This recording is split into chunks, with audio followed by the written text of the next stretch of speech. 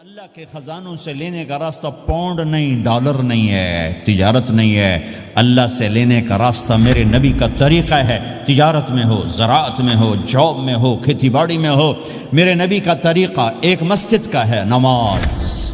5 وقت کی نماز یہ میرے نبی کی آنکھوں کی ٹھنڈک ہے۔ 5 وقت کی نماز اس امت کی شان پہچان ہے۔ اور اللہ تعالیٰ نے پہلی امتوں پر اتنی بڑی مشقت ڈالی کہ ان کی نماز مسجد کے علاوہ کہیں نہیں ہوتی تھی، مسجد میں ہی ہوتی تھی۔ ہمارے لیے کتنی آسانی کر دی، جاب میں ہے مصلی بچھا نماز پڑھ، چلو مصلی بھی کوئی نہیں، زمین دیکھ اس پر کوئی گندگی تو کوئی نہیں ہے، بس زمین بھی تیرے لیے پاک ہے، چل نماز پڑھ۔ اور آسانی کر دی، پانی کوئی نہیں ہے، کوئی بات نہیں، مٹی میں ہاتھ مار، منہ پہ مل، پھر ایک ہاتھ مار، یوں کر، چل نماز پڑھ، میں تیری قبول کروں گا۔ یہ کسی امت کے ساتھ یہ نہیں ہوا، انہیں وضو ہی کرنا تھا چاہے پانی 50 میل پر موجود ہو۔ اور ہمارے لیے پانی کوئی نہیں ہے، چلو تیمم، مٹی میں ہاتھ ہمارا یوں کیا، پھر ہاتھ ہمارا ایک یوں کیا، ایک یوں کیا، چل بھائی اللہ اکبر قبول۔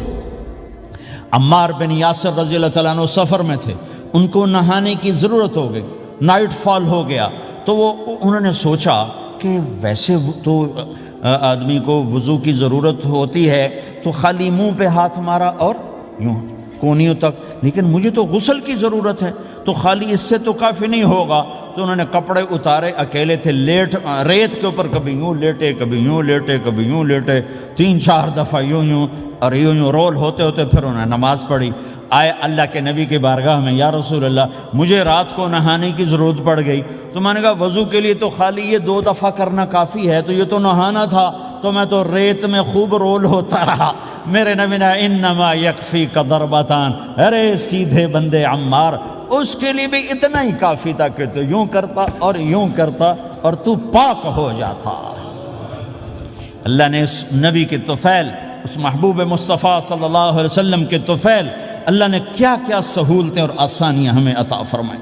پھر نماز 4 کی 2 رکعت کر دی کہ بھئی تم مسافر ہو 2 پڑھو، روزے میں سفر میں روزہ معاف کر دیا، بعد میں رکھ لینا، بعد میں رکھ لینا، قضا کرنے کو حکم، بالکل چھوڑنے کا نہیں۔